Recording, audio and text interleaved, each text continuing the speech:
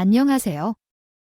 저는 40살 여성으로 결혼한 후 음식점을 운영하며 살고 있는 사람입니다. 결혼 전에는 사업을 할 계획이 없었지만 결혼 후에는 둘 다 회사에서 정년 퇴직하기 어려울 것으로 생각하여 같이 회사를 그만두고 음식점을 열기로 결정했습니다. 제 남편은 이남중 장으로 대체로 장남들이 부모님의 관심과 지원을 많이 받는다고 생각될 수 있지만 우리는 이와 다르게 느꼈습니다. 오히려 차남인 남편이 부모님의 관심과 사랑을 받았고 그렇다고 남편이 약하게 태어났다고 하더라도 관심이 상대적으로 멀어진 것으로 느껴졌습니다. 남편은 학자금 대출을 받았습니다. 알바를 받았지만 도련님은 알바는커녕 학자금까지 시부모님이 다 내주셨다고 들었을 때 제가 너무 과한 건 아니냐고 할 정도였어요. 근데 남편은 동생이 좋은 대학을 졸업해서 그렇게 지원을 해줬다고 얘기했지만 제가 다 서운했어요. 결혼 준비를 하면서 느낀 것은 시부모님이 생각보다 남편에게 관심이 없는 것 같다는 거예요. 저희가 교내를 하면서 결혼 준비를 할 때도 시부모님이 저희를 불러다가 둘이서 알아서 하라고 하셨거든요. 아들 둘 키우면서 뒷바라지 않으나 결혼 자금으로 보태줄 돈이 없다고 하셔서 너희가 알아서 준비해라 이런 식으로 간섭하시는 시어머니보다는 차라리 관심이 없는 시어머니가 더 나은 것 같더라고요. 생각했습니다. 근데 저희가 결혼하고 음식을 차릴 때도 시부모님은 돈이 없다며 도움을 주지 못했습니다. 하셨는데 저희는 처음부터 시부모님께 도움받으려고 한 것이 아니었거든요. 그래서 저희는 힘으로 음식점 사업도 시작하게 되었죠. 저희한테 돈이 없다고 하시던 시부모님께서 도련님이 결혼 준비할 때는 여기저기서 돈이 나오더라고요. 그리고 우리도 따로 불러달라고 도련님이 장가가는 돈을 부담하라고 하셨습니다. 또 둘째가 만나는 사람과 결혼한다고 하더라고요. 들어보니까 며느리가 대기업에서 일을 한다고 하더라고요. 우리 아들도 잘 나갔지만 남자 쪽에서 더 챙겨주어야 할 모양새가 있다고 생각합니다. 아니야. 그러니까 너희가 모은 돈도 둘째가 결혼할 때 보태라. 너희 어머니는 우리 사업을 하느라 대출로 많이 돈을 빌려 이자를 갚느라 힘들어. 우리는 돈을 드리는 것보다는 가전제품을 하나 사주는 게 좋을 것 같아. 냉장고나 세탁기 정도면 괜찮지 않을까? 그리고 도련님은 회사 생활도 오래 하셨으니 모은 돈도 많으실 거 아니에요? 얘기가 모은 돈이 있겠어. 그러지 말고 너희 가게도 있는데 대출도 잘 되겠지? 좀 더 돈을 받아서 5천만 원 정도 마련해봐라. 그래야 우리도 둘째 며느리 대한테 면이 서겠지? 아니야. 거기 벌써 자신의 딸이 대기업에 다니고 있다고 하시는데 어떡해. 우리가 맞춰줘야지. 우리 결혼할 때는 돈 하나 없다고 하면서 지원 하나 안 해줘요. 주셨으면 도련님 장가갈 때는 저희가 대출을 받아 돈을 마련하라고 했거든요. 저희 음식점이 잘 되었다. 저도 어지럽게 돈을 들였을 테지만 이때 우리 음식점 상황도 안 좋았거든요. 그래서 남편이랑 어떻게 해야 할지 고민이었는데 남편이 그래도 우리가 어느 정도는 지원을 해주자 하더라고요. 5천만 원은 적은 돈은 아니지만 동생이 장가 가는데 우리가 어느 정도 보태는 게 좋을 것 같아서 선금 있는 돈을 모아보고 정도만 대출을 받던 중이었어요. 자, 아니 무슨 도련님 장가 간다고 우리가 대출까지 받아서 돈을 마련해 드릴 필요 있어? 도련님도 회사 다니시고 동서대 사람 대기업 다니시는데 둘이서 알아서 하겠지 뭐. 하지만 왜 우리가 나서서 돈을 마련해야 하죠? 부모님이나 어르신들께서 어느 정도 지원을 해주시는 것 같다면 결혼을 생각하고 계시면 그에 맞게 준비해야 할 것입니다. 제가 원하는 이유로 결혼을 하려고 해요. 그리고 이렇게 하면 동생들도 우리에게 감사할 것이고 엄마도 더는 우리나 동생들에게 무언가를 해주라고 말씀하시지 않을 겁니다. 지금 상황이 어렵다고 해도 그럼에도 불구하고 곧 좋아질 거예요. 5천만 원은 너무 부담스러워서 약 1천, 2천만 원 정도만 보조해주고 싶어요. 하지만 남편이 지원을 해주는 만큼 대출을 받아 결혼을 해보자고 말씀하더군요. 남편이 그 정도로 말했으니 그냥 받아들이는 게 나을 거라고 생각했어요. 들었네요. 그래서 남편과 함께 있지 않을 돈을 다 모아 약 1천만 원 정도를 대출받았어요. 그 돈을 도련님 결혼 비용으로 사용했습니다. 그래서 시어머니가 저희에게 고맙다고 하셨어요. 결혼 생활 동안 시어머니는 생신이나 음식 축일 때도 도와주지 않았어요. 그렇지만 도련님 결혼 자금을 보태주신 덕분에 저희에게 감사하다는 말씀을 해주셨어요. 그래도 시어머니가 좋아하시니 무리하지 않았으면서도 잘한 선택이었다고 생각했어요. 그런데 도련님이 결혼한 후에는 시어머니가 없어지셨어요.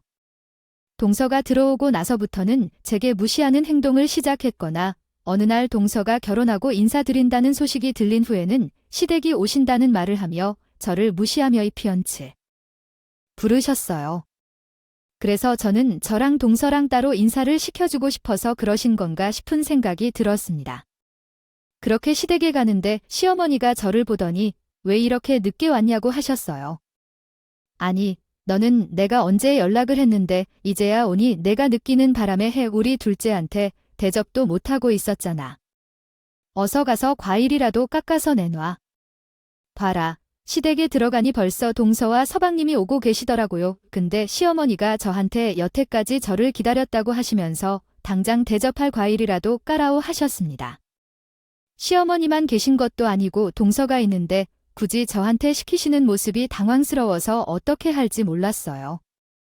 해야 되나 생각하며 잠깐 멈춰 있었습니다. 근데 그런 제 모습을 보시더니 시어머니가 빨리 움직이라고 하시더라고요. 내가 빨리 과일이라도 가져오라고 했잖아. 뭘 그렇게 서둘러 서 있어. 그리고 너는 둘째. 내가 오기 전에 더 먼저 와서 이것저것 챙겨줄 거 준비를 해야지.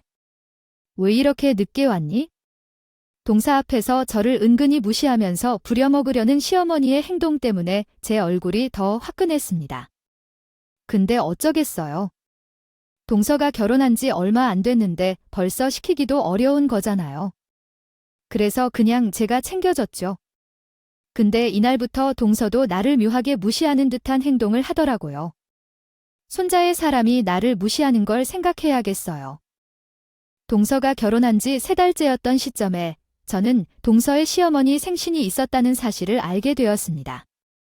그래서 올해는 동서도 생각했을 것 같아서 둘이 함께 준비하자고 제안했습니다.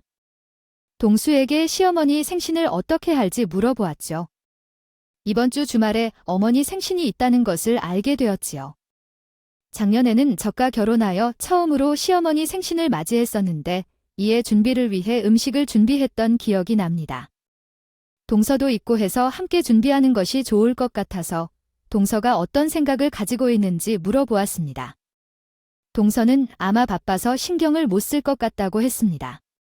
그래서 나중에 시어머니 생신에 들어가는 비용의 절반을 부담하게 될 것 같은데 형님께서 좀 도와주셨으면 좋겠다고 부탁드리는 건데요.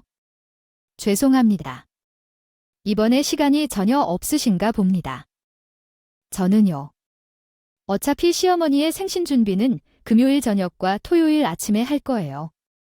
이번 생신에는 어머니가 올 수 있는지는 확실하지 않아요. 저는 생일 장식을 저녁 전까지 준비할 수 있겠지만 금요일에야 야근을 해야 하고 토요일 아침에도 잠깐 일을 해야 해요. 그래서 음식 준비는 어려울 것 같아요. 어떻게 해야 할까요? 형님이 조금 도와주실 수 있을까요? 또한 제가 결혼한 지 얼마 안 됐기 때문에 요리를 잘 못해요. 형님은 요리를 잘하셨던 것 같아요. 이번에도 형님께서 어머니의 생신 준비를 도와주시면 좋겠어요. 동생이 회사에서 바빠서 생일 준비를 하라고 맡기더군요. 혼자서 이번 생신 준비를 해야 할까 고민은 했지만 형님이 대기업에 계시니까 다 보니 정신이 없나 보다 생각해서 어머니 생신상을 내가 좀 더 신경 써야겠다고 생각했습니다. 미리 장볼 물건을 보면서 시어머니 생신상을 준비하고 있었어요. 근데 문득 시어머니가 예전에 명품 스카프를 선물로 갖고 싶다고 하신 말씀이 떠올랐습니다. 그래서 백화점에 가서 어머니 생신 선물을 산 후 지하로 내려가서 먹을 것을 사러 가다가 어디선가 익숙한 목소리가 들렸습니다. 그래서 누군가 있는 것 같아 둘러보았는데 익숙한 뒷모습을 발견했습니다. 가까이 가서 목소리를 들어보니 동서라인텍 회사에 계시지 않고 백화점에 있지 않을까 생각했지만 직접 물어보면 되니요. 동서에게 가까이 다가가 아는 척을 하는 찰나에 동서 입에서 이야기가 나왔습니다. 이번 주에 시어머니 생신인데 원래 그렇게 형님이 연락해서는 어떻게 할 건지 물어봐. 우리 형님이 계속 연락해서 시어머니 생신 어떻게 할 거냐고 물어보는데 솔직히 그런 건 맏며느리가 알아서 해야 하는 일이 아니야. 그러니까 우리 어머님이 형님을 좋아하지 않는 거야? 아주버님이랑 둘이서 장사하는 거 같은데 회사 다니는 나랑 굳이 음식을 하려고 하더라고. 그래서 내가 회사에 바빠서 형님이 알아서 하라고 해버렸어. 내가 왜 그것까지 다 신경 써야 해? 그리고 돈은 반보해드린다고 하니 알았다고 하시더라. 그러자 동서 옆에 그렇게 원문의 문장을 수정하여 직관적으로 번역할 수 있습니다. 있던 사람이 요즘 형님이 심심하신가요? 라고 말했어요. 돈 부담되면 됐지 요리까지 할 필요 없잖아. 그리고 최대한 늦게 하는 게 좋아요. 시작하면 계속해야 되니까. 그러니까 나는 회사 다니느라 바빠서 형님은 장사해서 시간이 남아 보일 것 같더라고요. 그래서 내가 형님에게 알아서 하라고 넘겨주었어요. 동서와 동서지는 이야기를 하면서 웃더라고요. 한편으로는 자존심도 상하고 이렇게 말을 할 수 있는지 궁금했어요. 사실 동서도 시어머니가 저를 무시하는 걸 보고 그런지 은근히 저를 무시하고 있다는 생각이 들 때도 있었거든요. 근데 이렇게 생각할 줄은 정말 상상도 못했어요. 저는 정말 회사 때문에 바빠서요. 시어머니 생신상을 준비하지 못한 것으로 생각했었는데 실은 그것을 하기 싫어서라는 핑계를 댄 줄은 꿈에도 몰랐습니다. 그래서 결국 저는 백화점에서 동서를 만나는 척을 하는 것도 어려워하여 집으로 돌아왔어요. 하지만 집에 오는 내내 마음이 무거웠습니다. 이제 동서를 어떻게 대해야 할지 생각했거든요. 그렇게 집에서 혼자 쏘가리를 하고 있는데 남편이 퇴근해서 제 얼굴을 보더니 무슨 일이 있는지 물어보았습니다. 사실 말을 해야 할지 말아야 할지 고민이 많았는데 답답한 마음에 남편에게 오늘 백화점에서 있었던 일을 털어놓았어요. 오늘 어머니 생신 선물을 사러 백화점에 갔다가 거기서 동서를 만나게 되었어요. 동서는 다른 사람들과 얘기하고 있었거든요. 아는 척하면서 다가갔는데 점점 가까이 가니 말소리가 들려와. 내가 들어보니 자신은 회사에 바쁘다고 하면서 내 이야기를 했어? 자기는 바쁘다면서도 시어머니 생신상을 준비해야 한다며 어머님이 내가 할 일을 제대로 못해서 무시한다고 얘기했어. 이런 이야기를 하겠지. 재수 씨가 그렇게 했을까? 아무래도 백화점이고 사람도 많고 거리도 있으니까 섞인 이야기일 거야.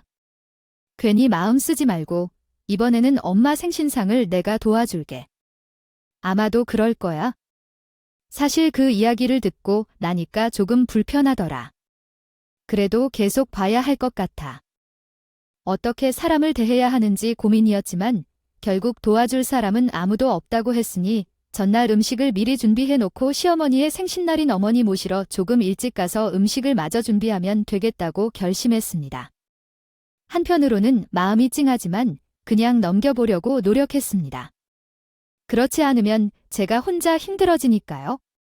주말에 남편과 함께 점심을 먹고 시댁에 가서 생신 선물로 준비한 음식을 만들고 있었는데 서방님이 1시쯤 도착하셨습니다.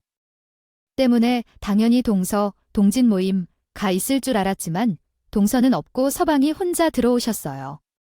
그리고 서방이 주방에 있는 제 모습과 남편의 모습을 보고 도와드릴 일이 없냐고 물어보셨습니다. 형수님, 도와드릴 일이 있나요? 제가 손을 닦고 와서 거들어 줄게요. 해야 할 일이 아주 많이 남았어요.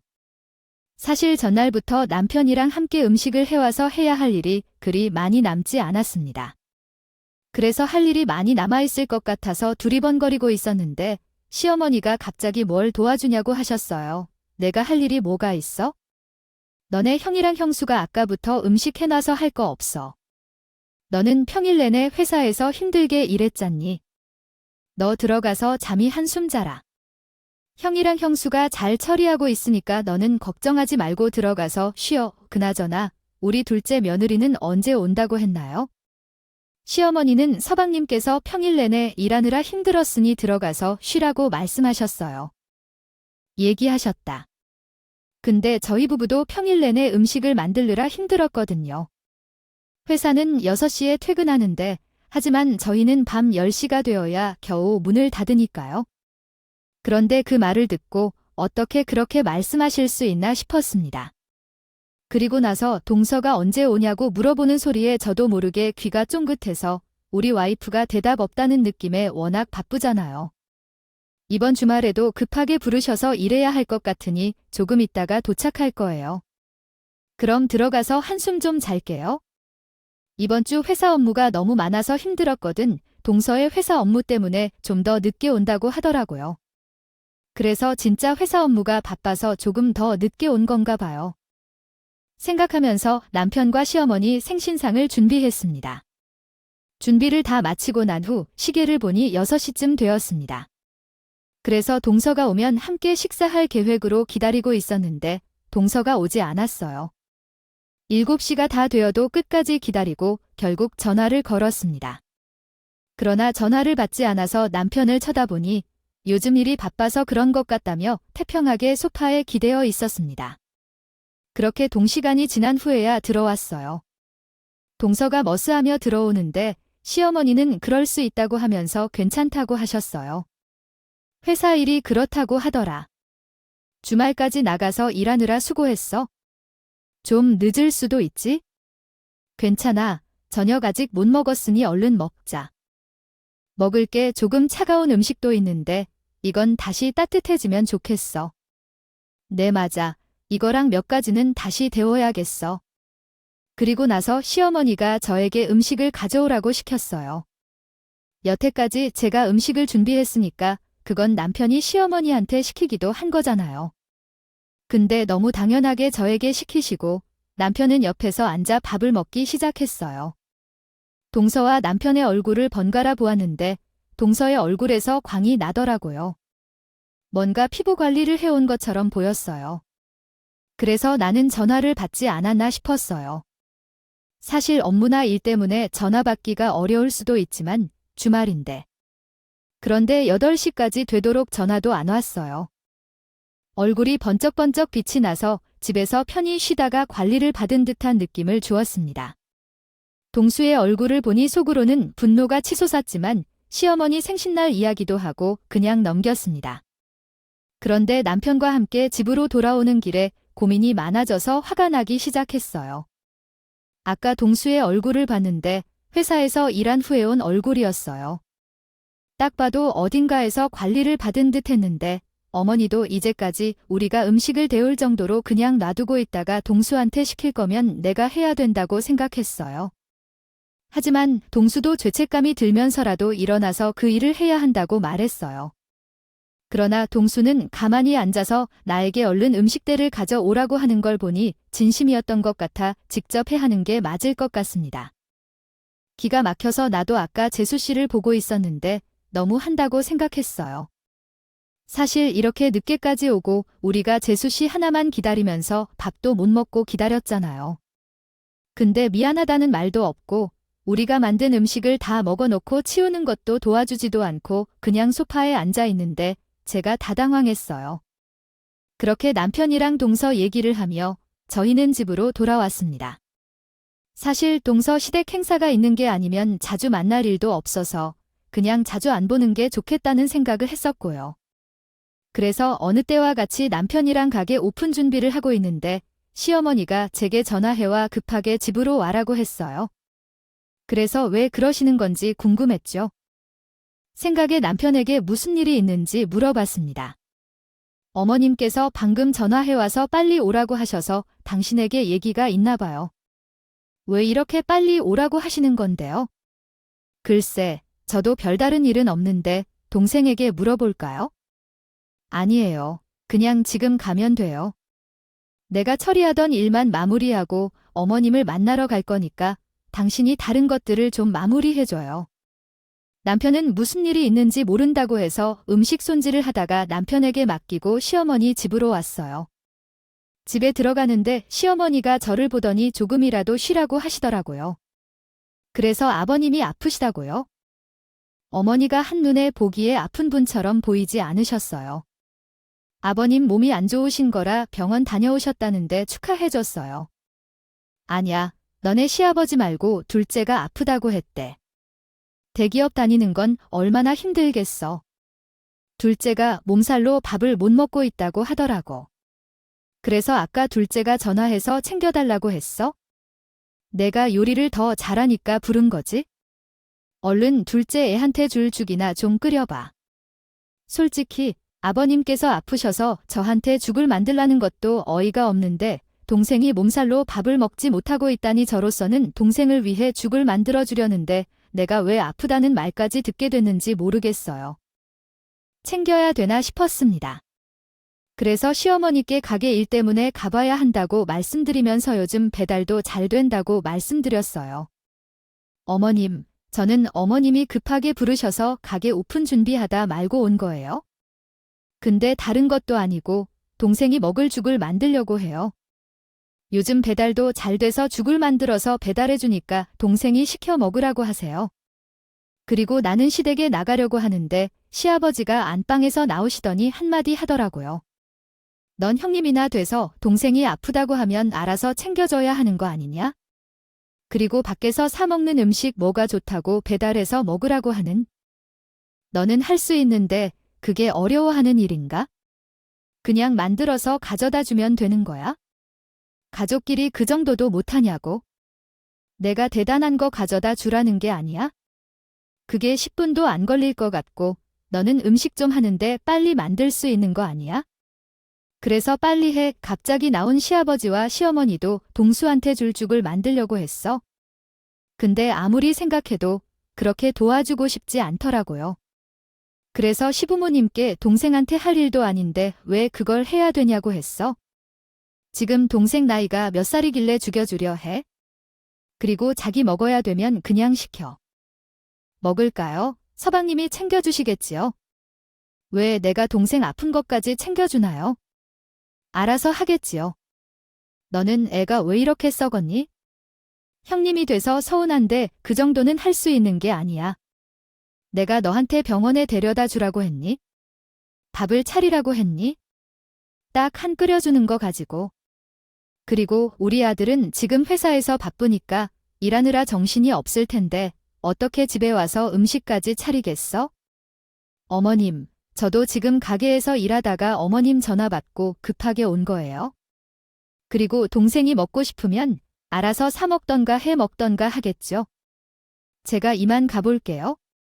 아직 가게 오픈 준비도 다 못했어요. 그렇게 못한다고 하면서 나가는데 시어머니가 뒤에서 못됐다고 하시더라고요. 하지만 굳이 동생 먹을 줄까지 해다 줄 필요는 없다고 생각했습니다. 그래서 다시 우리 가게로 돌아왔는데 남편이 나를 보더니 무슨 일이냐고 물어보았어요.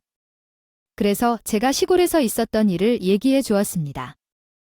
계속 쌓이다 보니 스트레스를 받았나 봐요. 장사 준비를 하다 위장염으로 쓰러져서 병원 응급실로 실려간 적이 있었습니다. 병원 의사 선생님이 스트레스가 심하다고 하시면서 입원하라고 권유하셨어요. 스트레스가 심하셔서 경계까지 오게 된 것 같아요. 근데 몸에 영양분도 부족해 보이니 며칠 입원해서 치료하는 게 좋을 것 같아요. 의사 선생님 말을 들으니 이렇게까지 감정 소모를 하며 스트레스를 받으며 지내는 것은 필요하지 않다고 생각해요.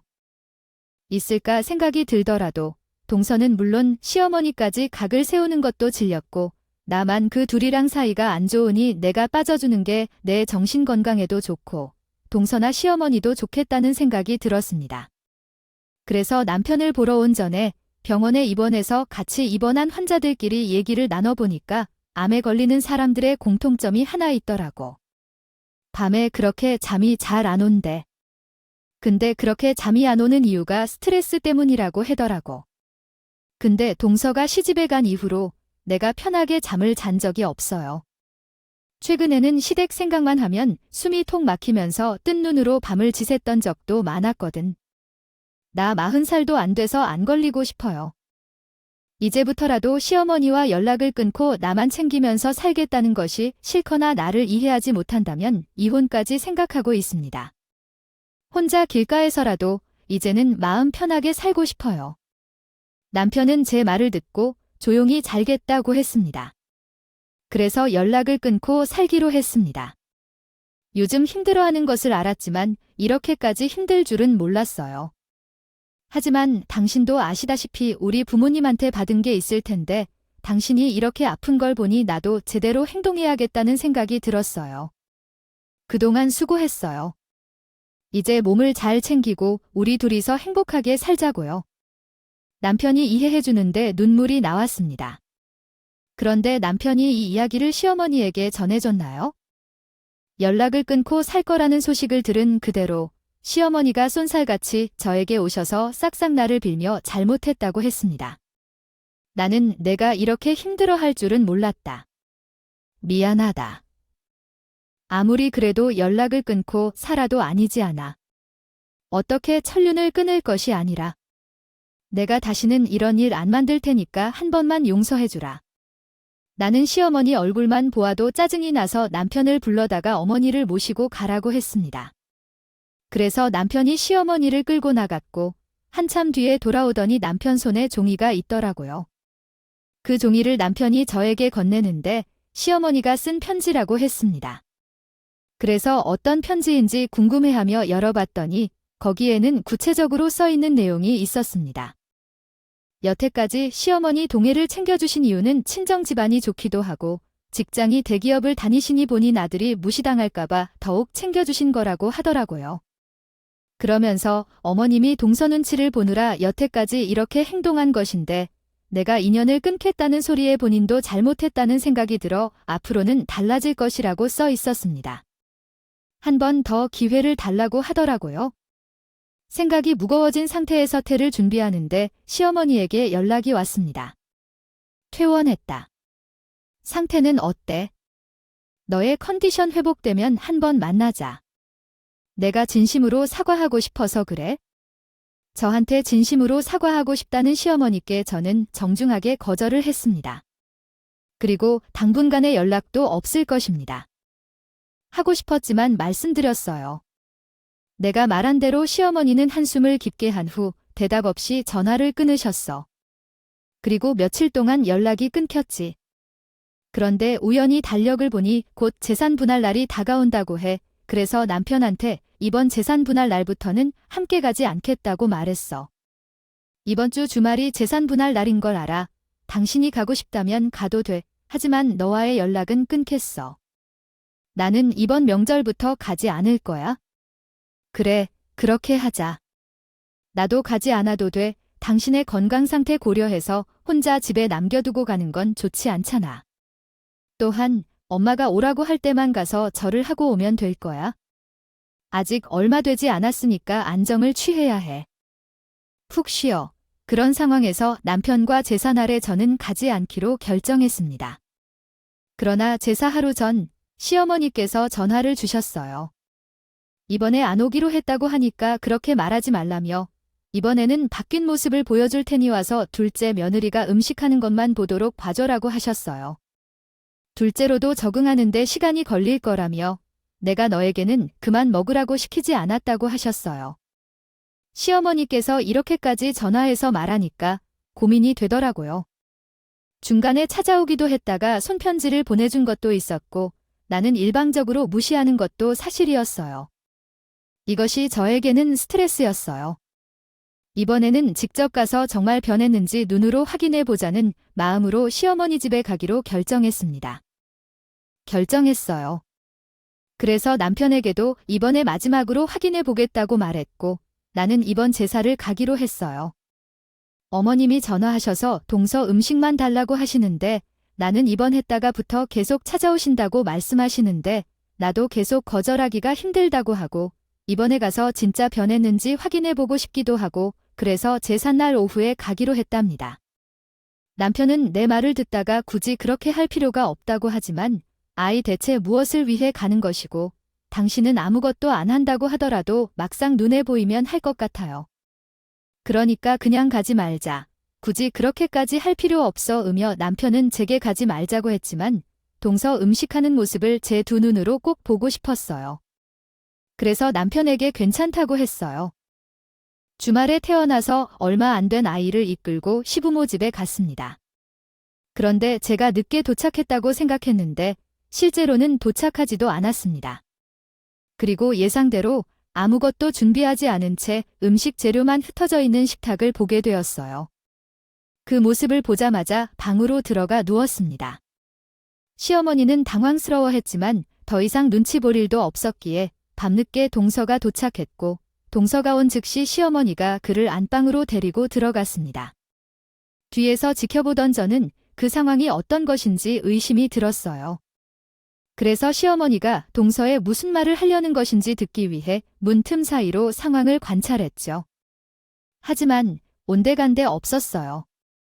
결과적으로 부인들이 충분히 차림질을 하지 못했다는 사실이 드러났던 것뿐. 행동에 있어서 말문이 막혔어요. 제삿날 밤늦게 오신 시어머니가 동서한테 명품백을 선물하면서 칭찬을 하고 계셨어요. 우리 대기업 딸이는 둘째 며느리가 힘들 것 같다며 시댁 제사에도 참석하고 기획하지 않아도 되니까 이거 가져가라고 하셨어요. 이번에 백화점에 갔을 때 우리 둘째 며느리가 하고 다니면 너무 예쁠 것 같은 가방을 보았어요.